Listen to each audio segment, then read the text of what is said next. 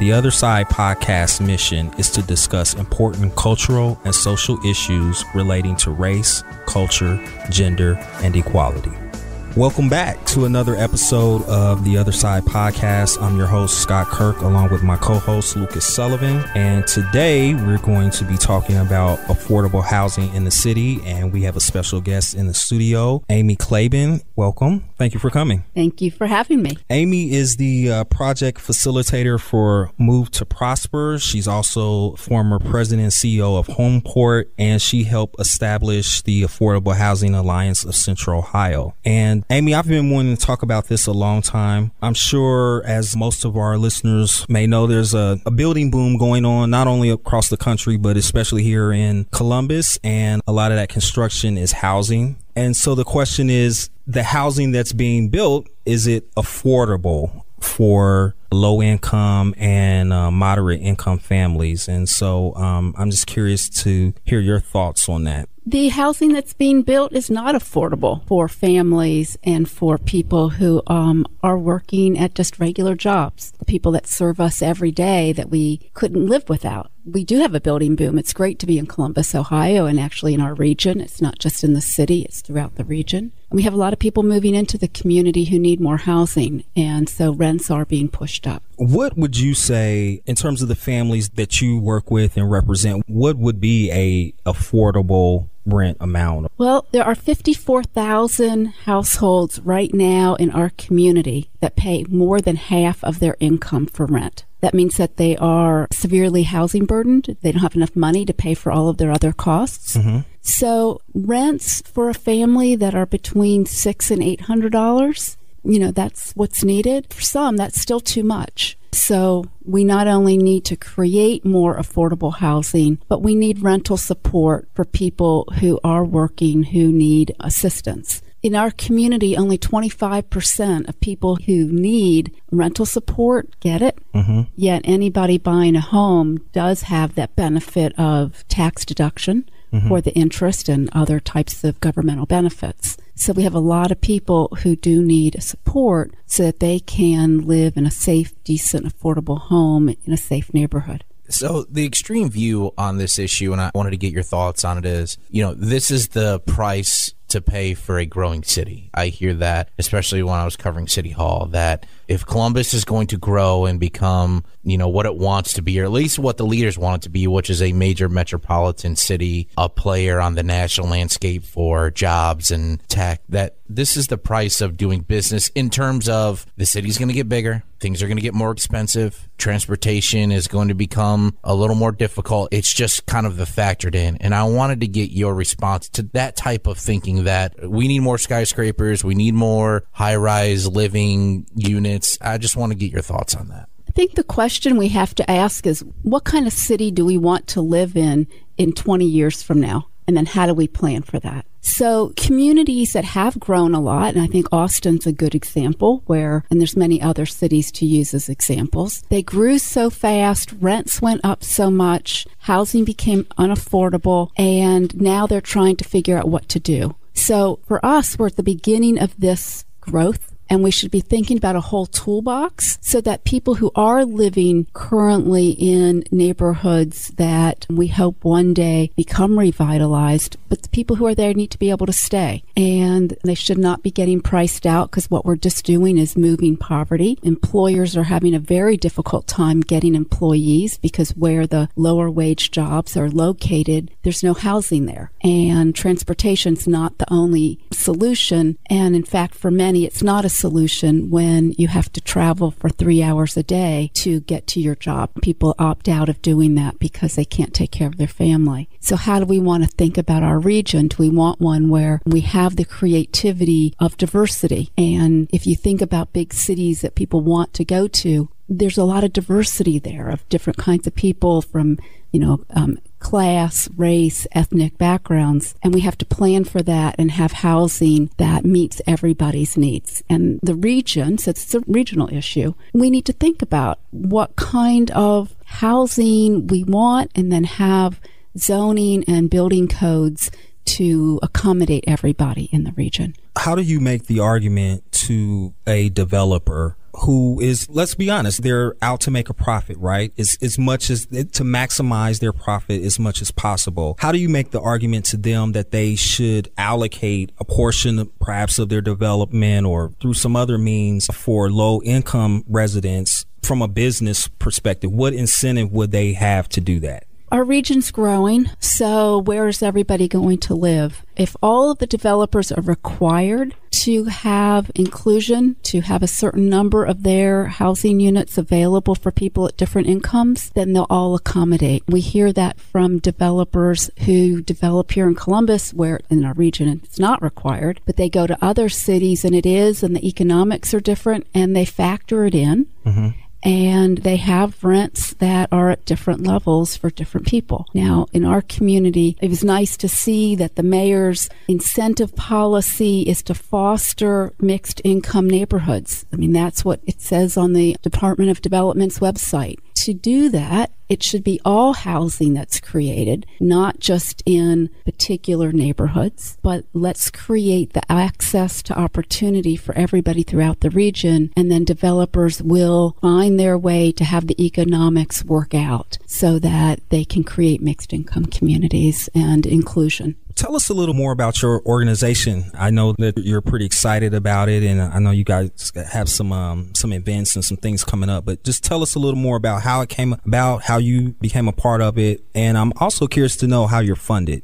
So what you're referencing is a pilot that is being launched this week called Move to Prosper. It's an initiative of The Ohio State University. People came together a couple of years ago talking about how do we give children the ability to succeed and prosper in our community, and how do we give families the ability to have a choice to live throughout the region. Many communities throughout the country have programs to enable families to have that kind of choice. So we began working with private landlords who said, yes, makes sense to have access to our apartment communities in high opportunity communities. That those are areas with access to jobs, with career potential, high performing schools, grocery stores. You know, we know that many of our neighborhoods are food deserts. Food deserts, yes. So it connects all the issues. So we came together and built a pilot program that includes rental support for 3 years. So it's short term.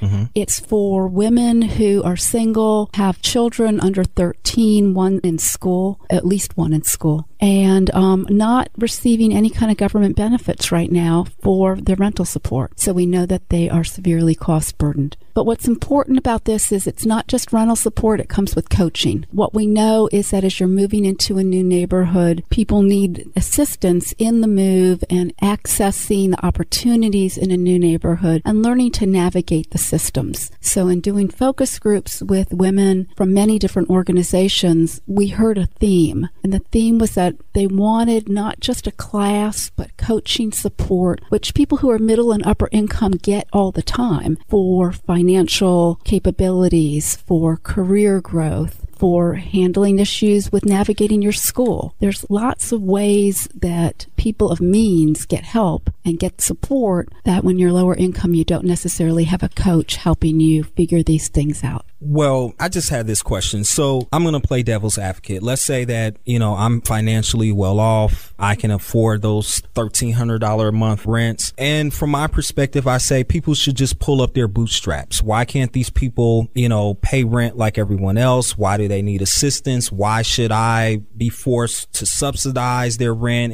in any kind of way? What would you say to someone who maybe sees things from that view? I would say that nobody pulls themselves up by their own bootstraps, that we've all had help. And if you've gone to a high-performing school and your parents had a good job, somebody helped them get there. And we need to provide access to opportunity to everybody. So we start with a level playing field for the kids. Because if you're a child and you don't have access to those opportunities, you're living in neighborhoods where you're subjected to toxic stress every day, and it's not your choice. That's where you live, and we know it's a result of living in an area where you can't go out and play. You're worried about the increasing homicide rate in our community. We have to tackle those issues, and I'm glad to see that we are revitalizing our neighborhoods. But at the same time, there are people who want to have a choice to move somewhere else. And so to the people who say, well, I don't want to live near people who are in need of pulling themselves up by the bootstraps, I would say that when you are living in a community that has diversity, it benefits all of us. It'll benefit you. That having families near you who are different and kids all going to school together, the kids grow from that. And that's good for enabling everybody to become part of the fabric of our community and one day work in jobs where there are people that are different. And it starts when you're kids being able to grow with people who are not just like you. So there are some things, some facts we can talk about related to this. And in covering this issue, I'm always struck by the fact that in Columbus, it's regarded as a city on the rise, and it's no longer a city that needs to be discovered because of its population boom and its growth boom. But during that time, the types of jobs that have been added to the city have been largely lower paying jobs. They've been a lot of service jobs. They've been a lot of warehouse jobs, jobs that aren't attractive to anyone. And during this time, this boom from the city, the poverty rate has grown and the severity of the poverty that people are living in has grown. They've gotten worse off than they were. And I remember the state of poverty study that was released, I think a year and a half ago now, but it looked over a 12 to 13 year period in Ohio. And the demographics of those living in poverty, almost half were single moms. I think about a third of them, and you can check me on these, Amy, but I think a third of them were Black. A quarter of them, maybe a little more than that, were Latino. And so it seems to me that this is kind of where we start, is if it's jobs or if it's transportation or if it's getting childcare for those single moms. I wanted to get your perspective on, we could dive into any of those pools I just mentioned, but where do you start, I guess? If I'm a single mom right now living in poverty, listen to this, where do I start?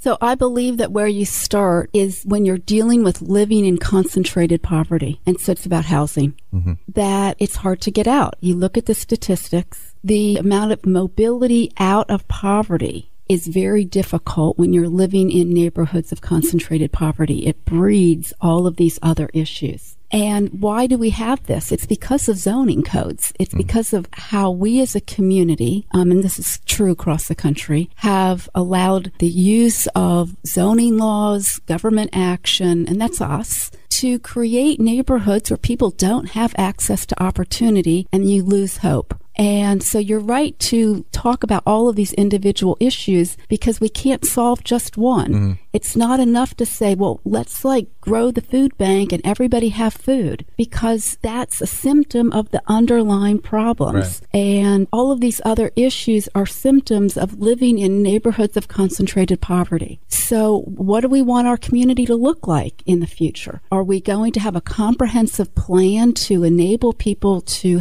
live in good neighborhoods and access the growth and opportunity we have? Or are we going to grow our neighborhoods of concentrated poverty, which we're doing now, in some ways exactly where they are, and others we're just moving the poverty to other neighborhoods and not, looking at the underlying issues. So I think that we need to look at how we are creating our community, which is about where we're building and the incentives that the government provides that creates these issues. And I recognize not everybody's going to be happy living near people who aren't like them, right. But we have a very diverse community.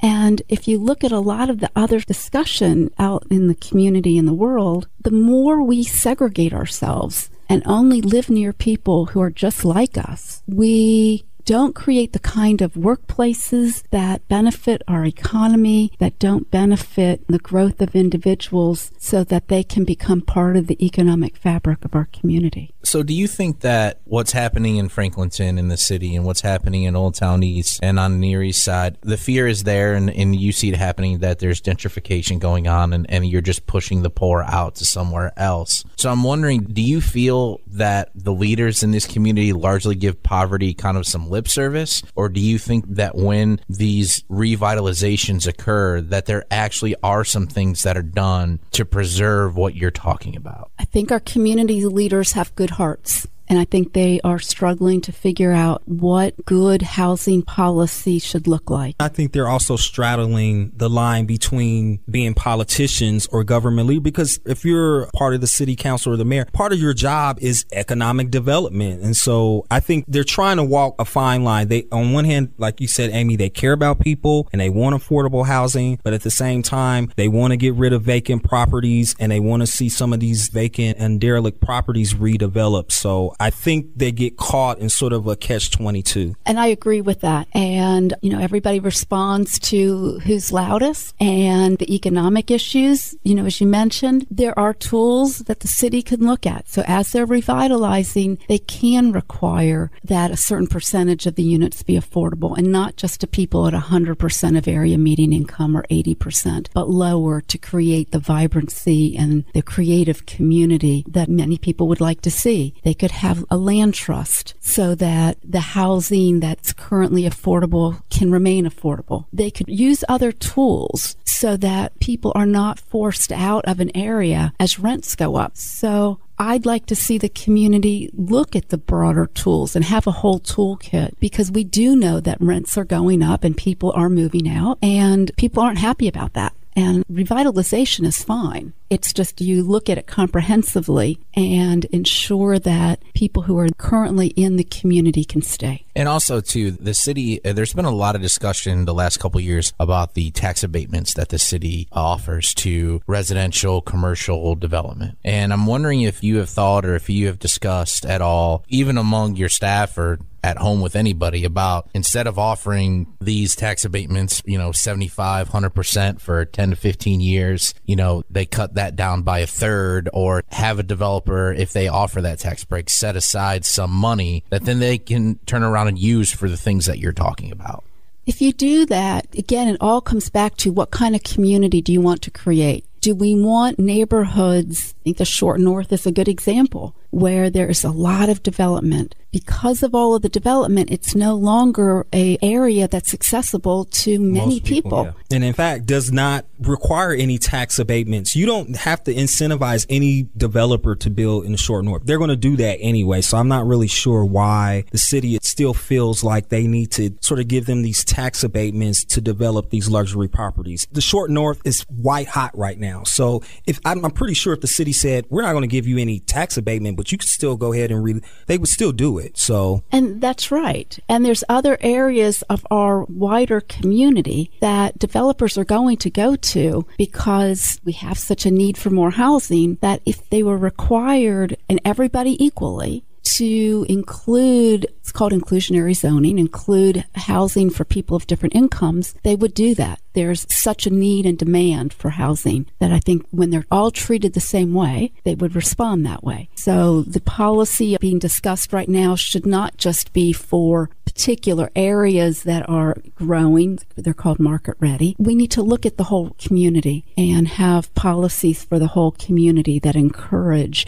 housing for people who are lower and moderate income. What's interesting, what we haven't talked about, is the benefits cliff. So the benefits cliff is when you get public assistance for food stamps, SNAP, rental support, Medicaid, anything else, childcare. As your income goes up, you lose benefits. That makes sense, but it's not lined up. So, we hear stories all the time. You can talk to people in any social service organization in the government. They understand that because this is not aligned right, people's don't want to take a salary increase. They get trapped. Yeah. They get trapped. Or if they're on assistance and they get a job, but the job doesn't pay enough to take care of the child care. So even though they're being more self-sufficient, now they're in a situation where they're making money, but it's still not enough to actually provide for their needs. And so they either have to make a decision of whether to stay on public assistance, which will cover their child care and their housing, or try to get off and really struggle on their own. Right, because they lose more in benefits than they gain from the job. So we hear this from employers as well. Like, well, why won't people take my, 50-cent raise? Well, because they're going to lose more in benefits than they're gaining from your job, your salary increase. The government needs to better align all of the benefits so that it really provides an incentive to help people on the path up and out of poverty. We hear from people they want to. It's not a question of want, it's the bootstraps, but you become trapped. Yeah. And it's an important part of this equation that as we've set up Move to Prosper, it doesn't have that trap.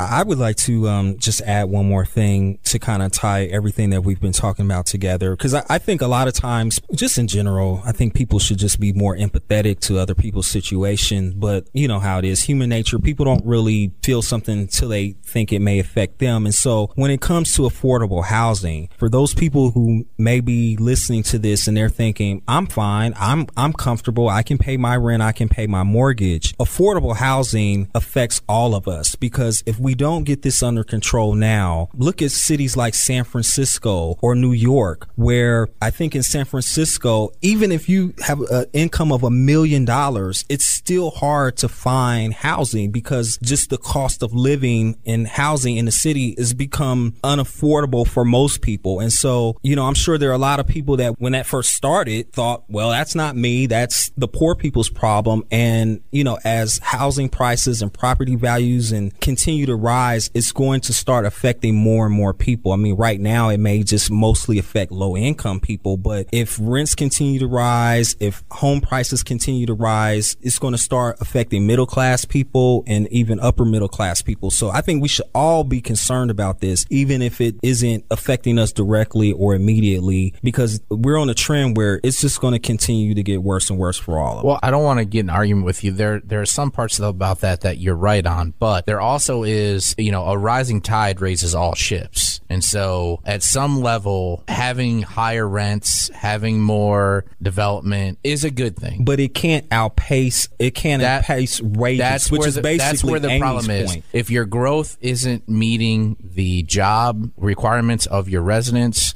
if it's not meeting the transportation requirements of your residents, what you're starting to see in this city, because the poverty rates are growing and the poverty gap is getting wider in terms of people who are living just really awful poverty, that's where the development starts to negatively impact portions of the community. But it's not a bad thing to want to raise the bar, I think. But when you're leaving more people behind and you're leaving them more way behind, then you have to pause sometimes. I agree with both of you. We do have to raise the bar, and that's good. But let's have policies in place so we don't keep leaving people behind. And who we're leaving behind is not just people in poverty. If you talk to people who are middle and higher income, ask them, where are your children going to be able to live? Can your children live in the community where you are? Probably not. Yeah. The rents are too high. The housing costs are too high. So it's not just about those others. People over there, the others.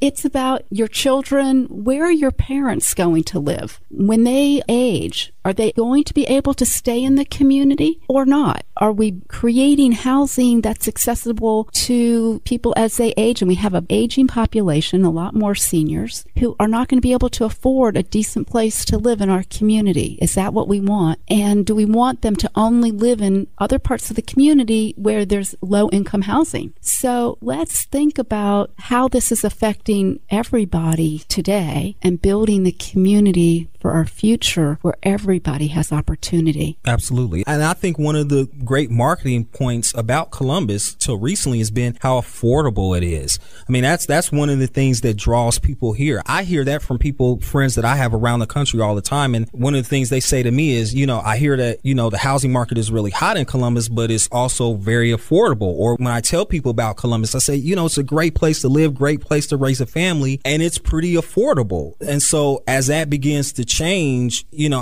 I don't think it's going to stop people from coming here, but I think that's one of the things that as a city, we can proudly market ourselves as, you know, we are still an affordable city, that you can come here, you can make a regular salary, a regular income, and you can afford to have a decent place to live, good schools to send your kids to, good neighbors that live around you. And I think the more we sort of get into this elitist, high income luxury, I don't think that, you know, if someone is living in Charlotte, North Carolina, you know, and they think, oh, well, why would I leave where I'm at to go somewhere where it's more expensive? At the end of the day, having affordable housing, I can't think of a negative reason to have it. And I get the all tides raise A rising tide raises all ships. Thank you. I get that, but I often find that the people who say that are people who are in the ships that are already. Well, that's what I was going to say about the statement you just made. It's affordable if you have the salary. Yeah. Right. It's not as easy as it once was in this city to make a middle class wage. And that's why you're seeing the issues. Sure, it's affordable if you're middle class. If you're middle class, it's very affordable. But the middle class is shrinking, and that's something that the city needs to address and should start. I agree.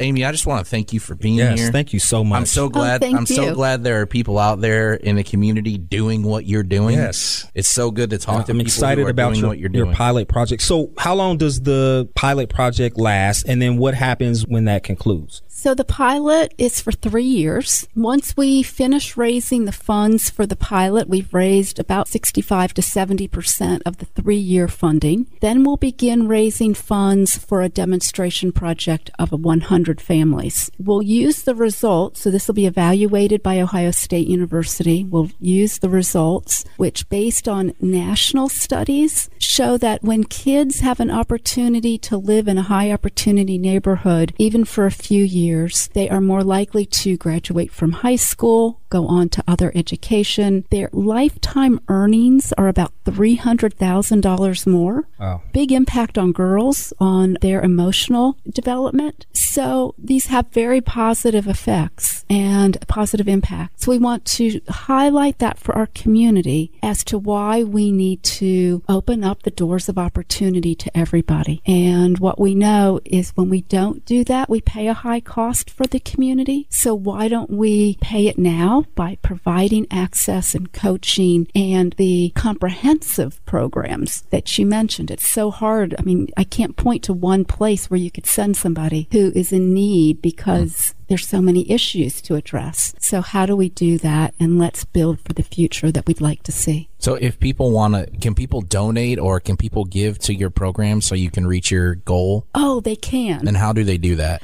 The website is movetoprosper.org. Go on the website, check us out. We have lots of opportunities to get involved and would love to have the financial support. Thank you very much. Thank you. This is a great plug. Thanks, Amy. Thank you. All right, so let's switch subjects. I wanted to know what your thoughts on the Starbucks arrest that happened in Philly on April 12th. So basically, just to kind of catch everybody up on what happened, there were two African-American gentlemen who went into a Starbucks for a meeting with a white colleague of theirs. One of them, after they had been there only a few minutes, one of them asked to use the restroom. They were told by the staff at Starbucks that they could only use the restroom if they purchased something. So the guy basically decided to just wait for whoever they were waiting for. He never went to the restroom. Within a few minutes, the police are called by the Starbucks staff. The police department shows up and basically puts the guys in handcuffs and escorts them out. So we have a little audio that was, because this incident was recorded by multiple people that were in Starbucks, just good-natured, innocent bystanders. Not that it matters, but a white person. Mostly white people. And they were, because I think mostly white people are in Starbucks just hanging out, but for some reason. But yeah, and then on the video, you can see it's mostly white people who are confronting the cops. Right. Yeah, doing the right thing. Yeah, that's what you're doing. Which, by the way, should be an example of this is how white people should react when they see this kind of stuff. Or anybody, like if you see something wrong, I agree, definitely in this situation. Jump to it. Yeah. So if we could, let's go ahead and listen to that clip. What did they get called for? Because there are two black guys sitting here meeting me? Yes, I didn't know. Well, what did they do? What did they do? Did someone tell me what they did? They didn't do anything. I saw the entire thing. They didn't. What did they do? The woman said it's for paying customers after they didn't do anything. And so basically the voices that you heard, the male voice that you heard is the gentleman that they were actually having the meeting with. So he wasn't initially there, but he arrived shortly after. And basically he's telling the cops like, hey, they were waiting for me. We were meeting here. The cops soon after released them because basically they didn't have anything to charge them. Man, they spent like several hours in jail. Well, yeah, I'm sorry. Within that day they released them, but basically without pressing any charges. The Starbucks employee has moved on. Starbucks, the CEO of Starbucks, decided to close the for half a day. For basically that'll do it. Problem solved. No, but here's what we'll write something nice on your cup. This is what I don't understand. I don't understand, or maybe I'm just becoming aware of this. I was not aware of how many white people just automatically assume a black male as a threat. I'm telling you, this is a conversation I have a lot, and I don't know when it happens, man, but it's like, for some reason, white people, when they see a black person walk down the street, there's something different than when they see a white person walk down the street. And I don't know when it starts or where it comes from, but it's just one of those things in life that you just shake your head at. What I don't understand is, I don't understand the difference. Yeah. So in this particular situation, I mean, I guess maybe that's their policy. Although I will say, in my personal experience, one, I've never had a bad experience at Starbucks. I'm not a big Starbucks patron. I don't drink a lot of coffee. Well, let's step back for a second on this. Like, the arrest was ridiculous. Like, let's just set that aside. Yes. But my bigger problem is the call from the Starbucks employee. Right. Now, listen, cops respond to a lot of stuff, and their first brush of information is from that caller. And in her call, she made it sound like that these guys were bad dudes ready to do something bad. And so they show up. But wouldn't you talk to them first? From right there, that, to me, that call should have never been made. Absolutely not. Never been made. And if that call isn't made, then you don't have the incident. And then you have the incident, which, you know, I mean, we'll get into that for a second. But just to separate them for a second and talk about it. The fact an employee in a business where people commonly come and spend time just sitting around and drinking overpriced coffee, this happens 100 times a day per store. Somebody's doing it right now. Right now while we're talking. And because these guys were black, she called the cops. Yeah. And so to me, like, that needs to be as much of a conversation from my perspective as much as the ridiculous act of arresting them. I agree. And largely I've heard, and I get it, you know, given the sensitivity and given the actions that we keep seeing from police and the properly placed uproar, you know, that black people have with how they're treated by police, you know, naturally most of the conversation has been directed to the arrests. But to me, it's just as egregious, the phone call. Oh, yeah, absolutely. The phone call, this expectation that we have different expectations for you compared to our other customers because, you know, millions of people have gone to Starbucks and sat there. I see it all the time. People sit there and they're not necessarily eating or buying anything. They may be in there working or studying or meeting or whatever. And the other thing, too, I guess I don't really get about is just it escalates so fast. Like, I just don't understand how you go from, hey, you can't use the restroom to I'm just going to automatically call the police. The police come and immediately handcuff these guys, even though it was clear that they weren't being violent, they weren't being disruptive. And it basically, even though you had bystanders saying, hey, this is a bad situation, this isn't correct, they still went ahead with it. So I don't know, it's just like, my point is, you can charge someone with making a false 911 call, and other than her moving on, and I'm sorry, I apologize, I don't know if she was fired or she just decided to move on. Yeah, we don't know. Probably a mutual thing. Yes. I don't think Starbucks was sad to see her go. Right. Are there going to be any repercussions for her on the legal side? I mean, these guys spent hours in jail with people who, well, majority of them were probably legitimate bad people. Right. And they got to sit in a cell just because they were in Starbucks. I mean, this stuff harkens back to, I mean, to me, it's the same thing as spraying with fire hoses against a building. I mean, it's that kind of just despicable thing. And, you know, but I'm telling you, it is real. For when white people see black people, it's viewed differently than when they see a white person sitting there or walking down the street. I don't know how we get there. I assume it's, you know, decades and decades upon racism and bigotry and whatever. But well, I like to say shout out to all the white brothers and sisters out there that use their white privilege to benefit other people. Yeah. And that's basically the people that shot the video and stood up for these guys. You know, big ups to them because they didn't have to do that. And had the woman not tweeted out the video, this would have happened and nobody would have ever known about it, and there would have never been any repercussions for the Starbucks employee or anybody else. So As always, please check out all of our great content on dispatch.com as well as Lucas's stories. You can email us at lsullivan@dispatch. Who's L. Sully? I have no idea. I know I got that from somewhere. lsullivan@dispatch.com. your Twitter My handle. Twitter is @dispatchsully. Yell at me there. And if nothing else, remember to try to see the other side. Thanks.